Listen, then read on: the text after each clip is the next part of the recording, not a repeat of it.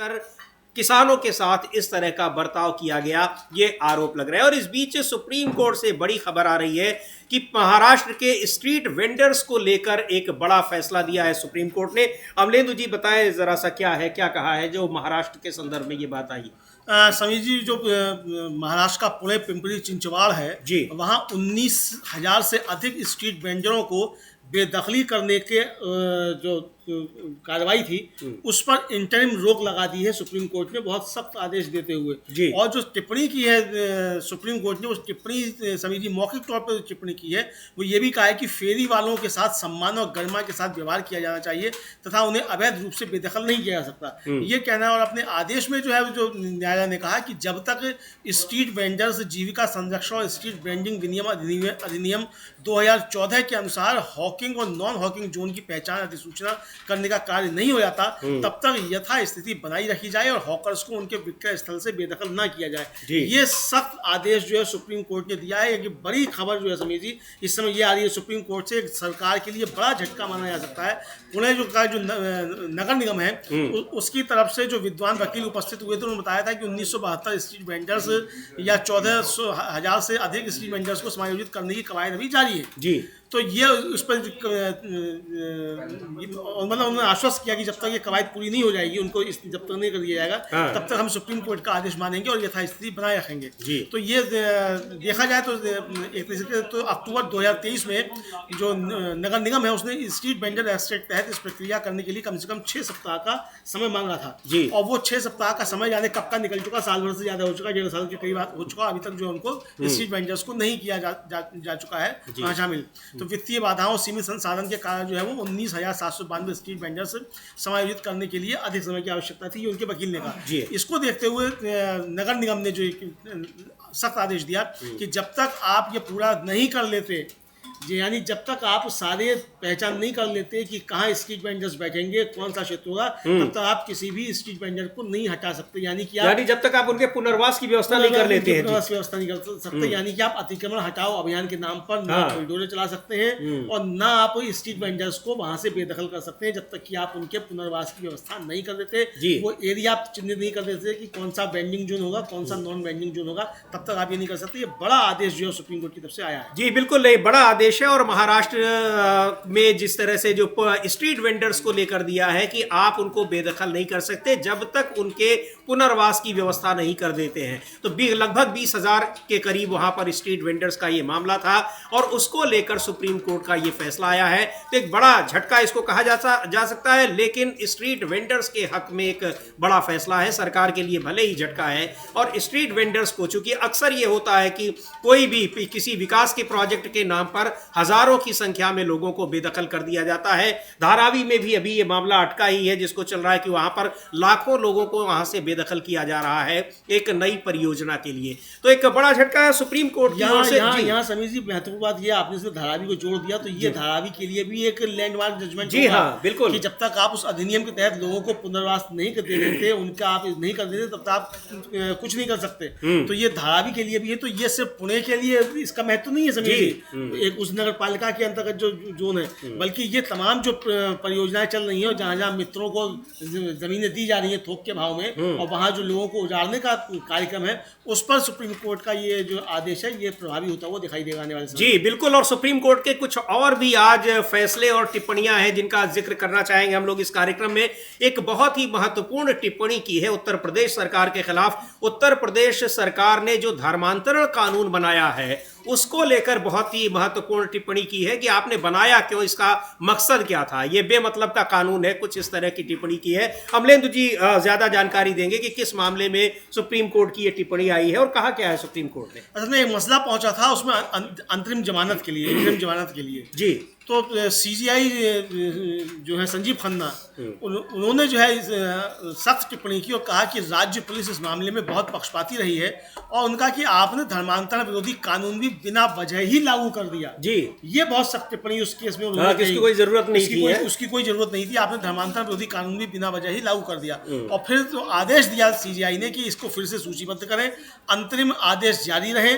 आप इसमें निष्पक्ष नहीं है, राज्य इसमें निष्पक्ष नहीं है और धर्मांतरण धर्मांतरण अधिनियम लागू कर रहा है यह बिल्कुल अनुचित है। ये बहुत सख्त टिप्पणी करते हुए उन्होंने अपना इंटरिम जमानत का आदेश जो है उसको जारी रखा। ये बहुत बड़ी जो एक कहा जाए यूपी सरकार के लिए सेटबैक हो सकता है, क्योंकि सुप्रीम कोर्ट ने बहुत सख्त टिप्पणी की और ये कहा है कि राज्य इसमें निष्पक्ष नहीं है और आपने धर्मांतरण विरोधी कानून भी बिना वजह ही लागू कर दिया। जी, ये बहुत सख्त टिप्पणी सीबीआई की, ये बहुत ही सख्त टिप्पणी है और कानून व्यवस्था को लेकर कई बार टिप्पणियां हुई हैं, लेकिन अब इस कानून को लेकर ही जो सुप्रीम कोर्ट ने टिप्पणी की है बहुत मायने रखती है कि धर्मांतरण कानून को लागू करने की क्या वजह थी, उसको बनाने की क्या वजह थी। अब किसका इस पर सरकार का क्या जवाब आता है, लेकिन ये जो आरोप है कि वहां पर आप जो कार्रवाई होती है सरकार की वो देखकर होती है, बायस्ड होती है, पक्षपातपूर्ण तरीके से होती है, तो ये इस मामले में सरकार को कोर्ट में जवाब देते नहीं बनता है। और दूसरी ओर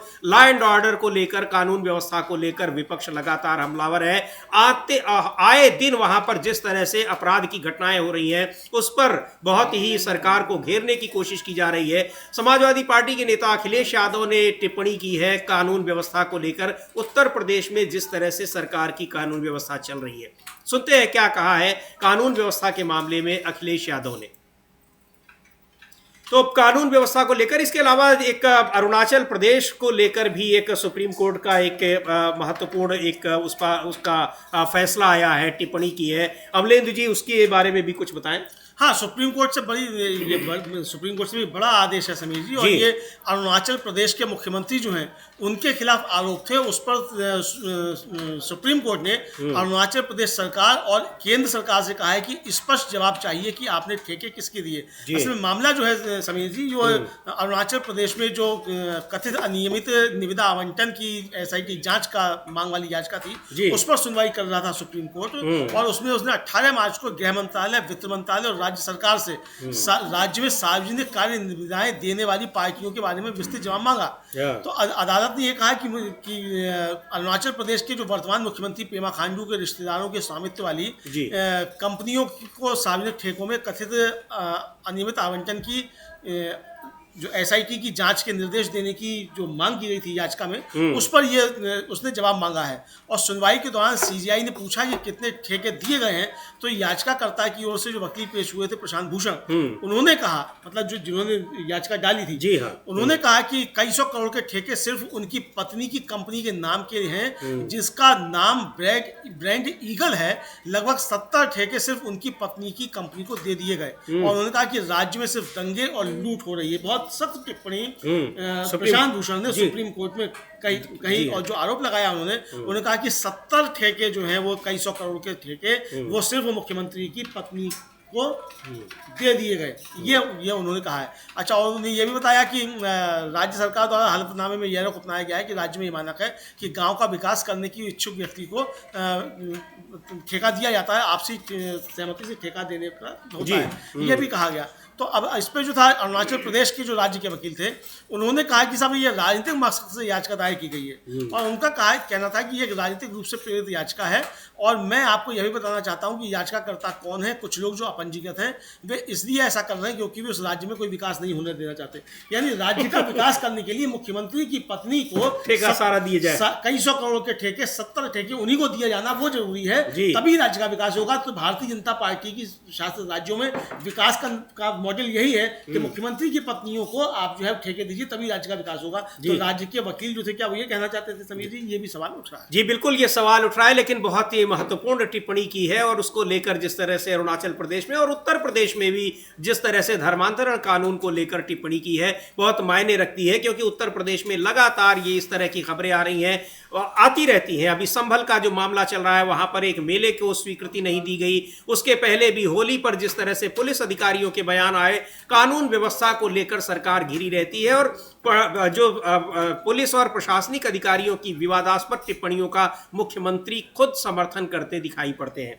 तो ये ऐसे तमाम मामले हैं जिनमें, लेकिन सुप्रीम कोर्ट में ऐसे बहुत से मामले आते हैं तो फिर सरकार को फटकार लगती है, सुप्रीम कोर्ट टिप्पणी करता है और ऐसी स्थितियों में सरकार के पास फिर कोई जवाब नहीं रह जाता। हाँ बिल्कुल समझिए, सरकार के पास कोई जवाब नहीं रह जाता और सिर्फ जो है वो मतलब एक तरह से कहा जाए कि जो कुतर्क होते हैं वो रह जाते हैं जी। और अगर सरकारों की तरफ से भी अदालतों में कुतर्क होने लगेंगे तब फिर जो है वो कैसे हो सकता है। मुख्य न्यायाधीश ने पूछा कि हमारे पास स्पष्ट उत्तर होना चाहिए, नंबर 1 कि वे कौन से पक्ष हैं जिन्हें अनुबंध दिया गया, नंबर 2 प्रक्रिया क्या है और क्या निविदाएं नहीं बुलाई गई यानी कि टेंडर नहीं बुलाए गए जी। और एनआईटी के बिना किया गया ये गृह मंत्रालय और वित्त मंत्रालय को स्पष्ट रूप से बताना चाहिए। पीठ ने यह भी कहा कि कैग के जवाब के अनुसार मंत्रियों की आचार संहिता से संबंधित प्रश्नों का उत्तर देने के लिए उपयुक्त प्राधिकारी गृह मंत्रालय और वित्त मंत्रालय होंगे, यानी जो मंत्री जो अगर वो कदाचार करते हैं तो उनके संबंध में आचार संहिता से संबंधित जो प्रश्न हैं उनका उत्तर देने के लिए गृह मंत्रालय और वित्त मंत्रालय इसके लिए जिम्मेदार होंगे। तो इसीलिए न्यायालय ने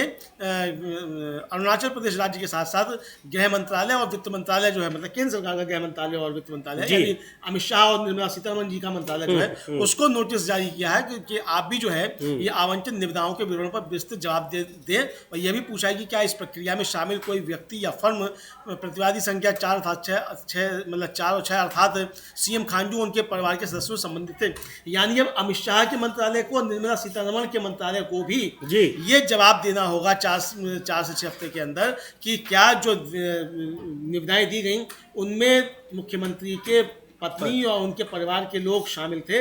ये जवाब राज्य सरकार तो देगी ही देगी कि केंद्र सरकार की तरफ से वित्त मंत्रालय और गृह मंत्रालय को भी देना होगा, चूंकि मंत्रियों की आचार संहिता के संबंध में जवाबदेही गृह मंत्रालय और वित्त मंत्रालय की है। तो ये सुप्रीम कोर्ट ने आदेश दिया है।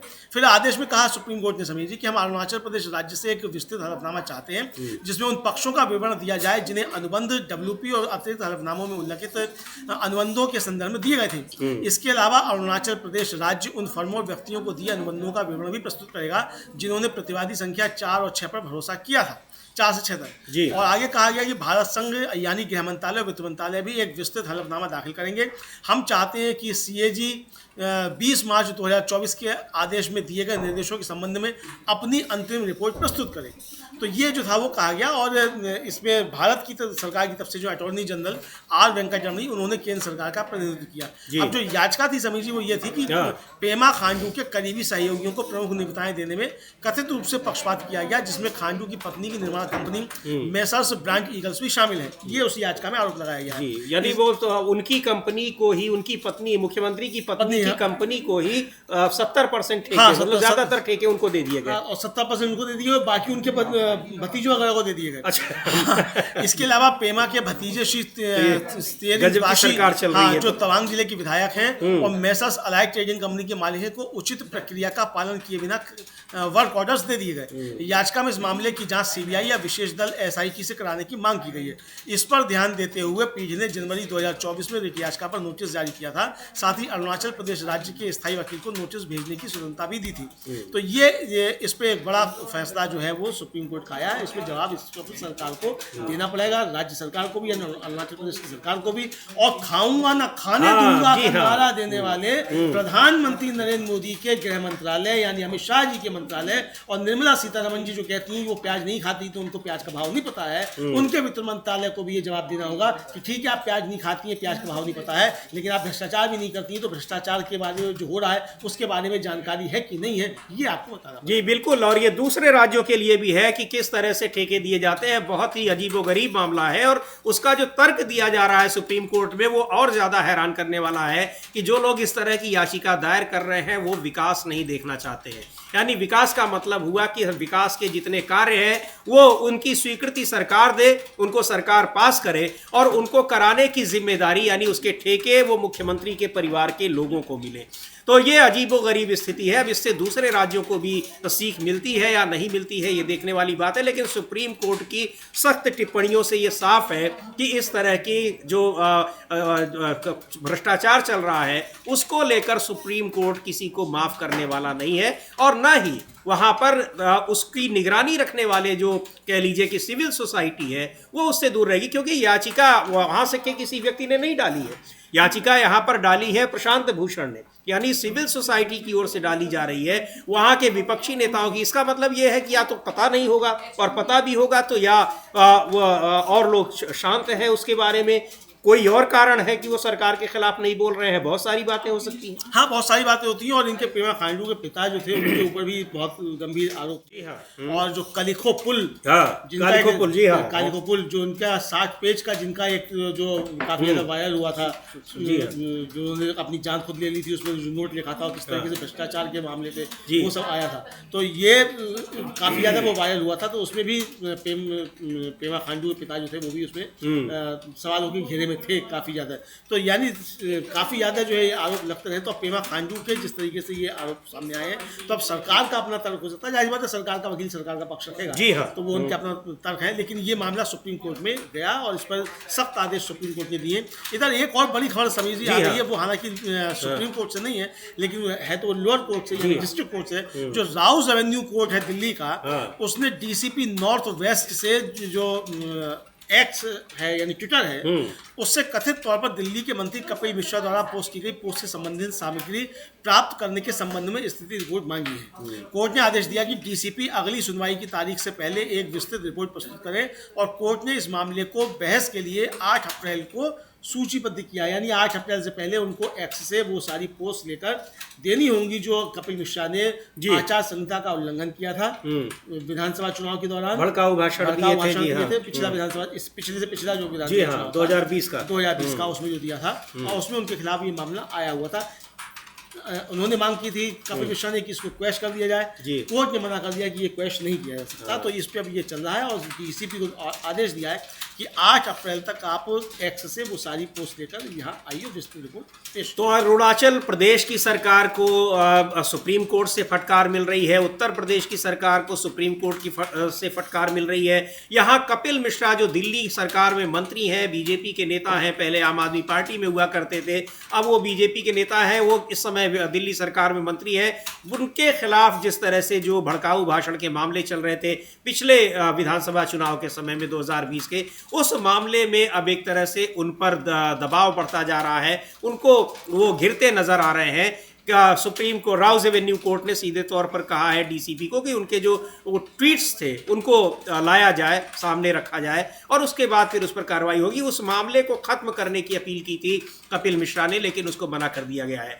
तो जो टिप्पणियां हैं सुप्रीम कोर्ट की बहुत ही सख्त हैं, तल्ख हैं, और उत्तर प्रदेश सरकार के तो कानून पर ही उन्होंने सवाल उठा दिया है कि जो धर्मांतरण कानून है, और इधर कानून व्यवस्था के मामले पर सरकार घिरी नजर आ रही है। सुन लेते हैं एक बार अखिलेश यादव क्या कह रहे हैं, समाजवादी पार्टी के नेता, उत्तर प्रदेश की कानून व्यवस्था को लेकर उत्तर प्रदेश की कानून व्यवस्था को लेकर हमला बोल रहे हैं अखिलेश यादव। वहां पर आए दिन जिस तरह की घटनाएं हो रही हैं, तो और सुप्रीम कोर्ट की टिप्पणियां जिस तरह से दिखा रही हैं कि वहां पर बायस्ड होकर सरकार काम कर रही है, सीधे तौर पर यह कहा जा रहा है, और कहा जा रहा है कि वहां धर्मांतरण कानून की जरूरत क्या थी, ये सवाल पूछा है सुप्रीम कोर्ट ने। और कोर्ट से ही एक और बड़ी खबर आ रही है, अमलेंदु जी, उसका भी जिक्र करें आप। हाँ, वो मद्रास हाई कोर्ट की तरफ से खबर आ रही है समीर जी, और बहुत सख्त खबर ये आ रही है कि वहाँ एक कंपनी है TASMAC तमिलनाडु, उसने आरोप लगाया कि ईडी ने छापेमारी के दौरान कर्मचारियों के घरों में घुसकर और जो उनका परिसर था उसमें घुसकर निजता का उल्लंघन किया और 60 घंटे तक कर्मचारियों को बंधक बना के रखा, उनका मोबाइल छीन लिए गए, जो कि निजता के अधिकार का उल्लंघन है। महिला कर्मचारियों को सिर्फ 6 घंटे के लिए छूट दी गई और फिर उनसे कहा गया कि फिर आप लौट कर आइए। और ये जो है काफ़ी, तो इस पर सुप्रीम कोर्ट में उसने तमिलनाडु हाई कोर्ट ने काफ़ी ज़्यादा सख्त टिप्पणी की है। आज का ही आदेश है तमिलनाडु का कि जो तमिलनाडु राज्य विपणन निगम है उसके परिसरों पर छापेमारी के दौरान प्रवर्तन निदेशालय के अधिकारियों ने के कथित आचरण पर असहमति व्यक्त की मद्रास उच्च न्यायालय ने। न्यायमूर्ति MS रमेश और न्यायमूर्ति N सेंथिल कुमार की खंडपीठ ने विशेष रूप से ईडी अधिकारियों द्वारा SMSC कर्मचारियों को कथित रूप से रोकने, तलाशी और छापों के कारणों को TSMC अधिकारियों को न बताने पर आपत्ति भी जताई। पीठ ने कहा कि क्या यह चिंताजनक स्थिति नहीं है? यदि आपके पास विशिष्ट इनपुट है तो हम समझ सकते हैं, लेकिन क्या आप पूरे कार्यालय को घंटों तक अपने नियंत्रण में रख सकते हैं? यदि आपके पास विश्वास करने का कारण है तो क्या आपको उन्हें यह नहीं बताना चाहिए? यह उनकी शिकायत है कि वे नहीं जानते कि ईडी ने इस परिसर की तलाशी छापेमारी क्यों की। ये तमिलनाडु हाई कोर्ट ने कहा।